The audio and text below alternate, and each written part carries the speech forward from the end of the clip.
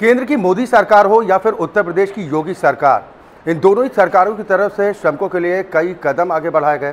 54 लाख से ज़्यादा श्रमिकों को भरण पोषण का इंतजाम जहां सरकारों की तरफ से किया गया, तो वहीं प्रत्येक तबके ने अब श्रमिकों के बच्चों को लेकर सरकार की तरफ से योजना की शुरुआत की जा रही है। दरअसल केंद्र और प्रदेश सरकार लगातार श्रमिकों के हित में काम कर रही है। कोरोना काल में 54 लाख श्रमिक, स्ट्रीट वेंडर, कुली, पल्लेदार को भरण पोषण भत्ता दिया गया।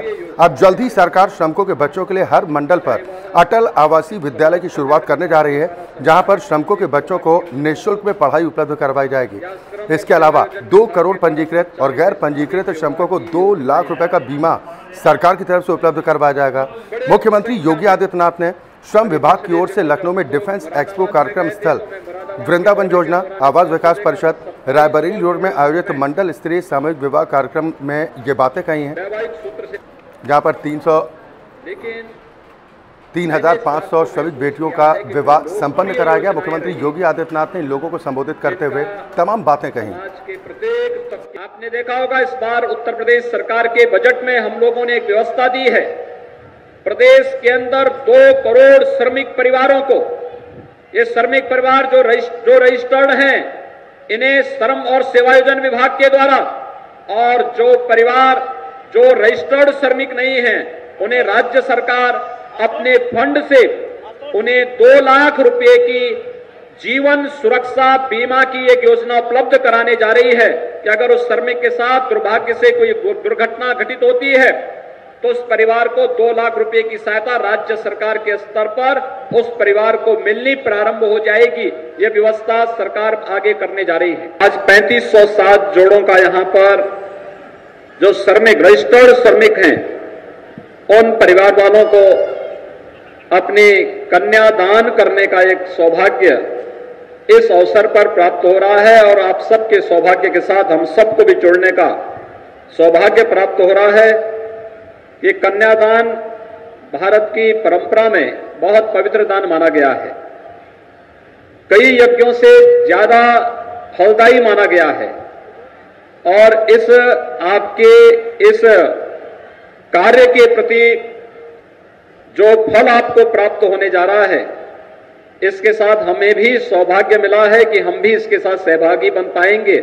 मैं इसके लिए आप सबके प्रति हृदय से आभार व्यक्त करते हुए आपका अभिनंदन करता हूं, आप सबका मैं स्वागत करता हूं। लेकिन सामूहिक विवाह की योजनाएं कितनी लोकप्रिय हुई।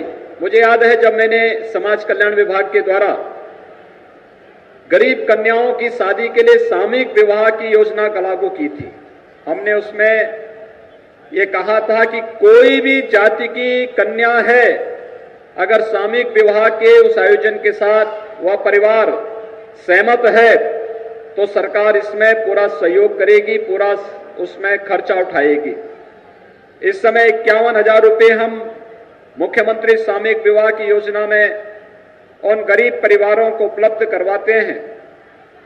उस समय विपक्ष के लोगों ने इस पे उंगली उठाई थी, उन्होंने कहा था कि ये कन्या का अपमान है, गरीब का अपमान है।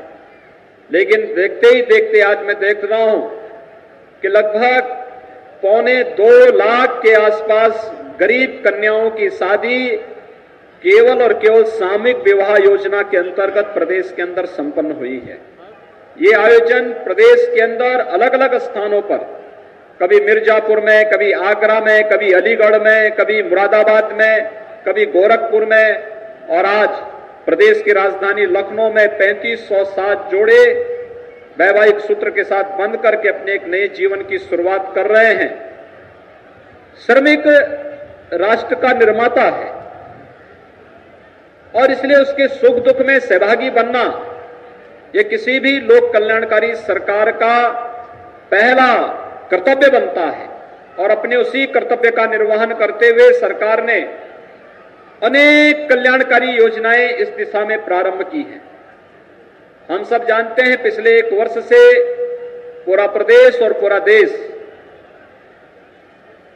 कोरोना महामारी से जूझ रहा है। मेरी आप सबसे अपील होगी, यहां पर आप एक पवित्र मांगलिक कार्यक्रम के साथ जुड़े हैं, लेकिन हमें कोरोना से अभी पूरी तरह ऐसे उन्मुक्त वातावरण में नहीं घूमना है कि हम लापरवाह हो जाएं। जिस बात को लेकर के प्रधानमंत्री जी बार बार कहते हैं कि हमें बार बार इस बात को ध्यान में रखना पड़ेगा, बीमारी के उपचार से महत्वपूर्ण बचाव होता है और बचाव के लिए महत्वपूर्ण है कि हम लोग 2 गज की दूरी और मास्क जरूरी का पालन जरूर करें।